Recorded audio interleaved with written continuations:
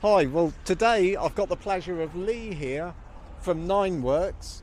He tells the stories about the Porsche, he does videos, he does the blogs, and he's an expert on them because he drives all manner of different things over the years, and every now and again he comes down when we've got something interesting that he's never tasted before. He goes out, has a little taste of it, reports on it, and what we've got behind is a 911E, which Lee may or may not know was actually an original car, not restored.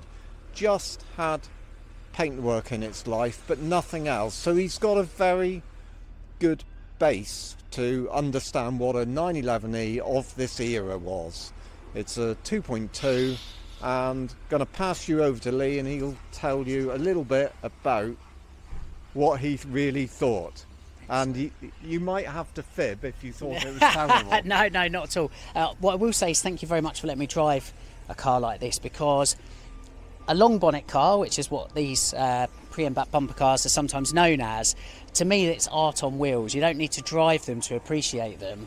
However, and this is a testament to Porsche engineering, they're just as rewarding to drive. Now for this era, for those that don't know, the 911 lineup was split between T, E and S. E standing for Einspritzung, injection was in the middle. As a top level, what can you expect from a 911E, particularly this? It's so easy to drive, and again, testament to the engineering on it.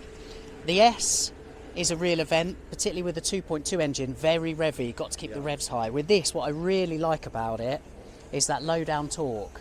It's easy to get going, to get your speed and to maintain it. So despite it being a 50-something-year-old car, 55-year now, it's a 1970, it's great. It's a joy to drive. It's a dogleg 901 gearbox. Don't let that put you off. It's lovely to drive. It snicks across the gate.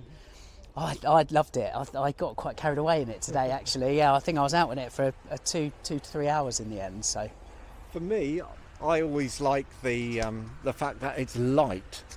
It's delicate. Yeah, very tactile. And with the E, if they're working right, they're much more responsive.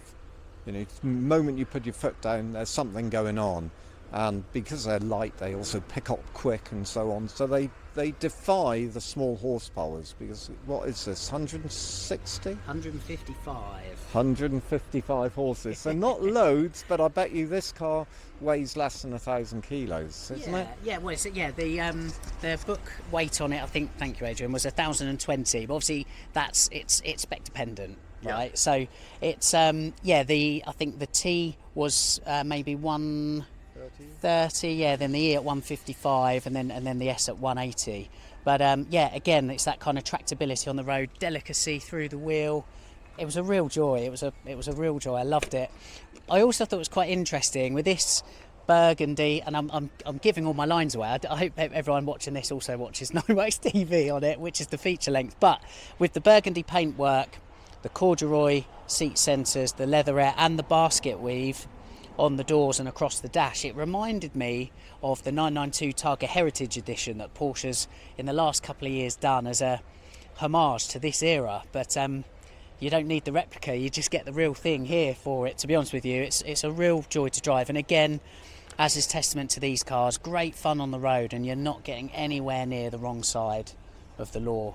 So yeah, a great hark back to 1970 for me today, so thank you. Okay, great, nice to see you, Lee. Thanks for giving it a go. Look forward to seeing your report. Absolutely, my pleasure, thank you.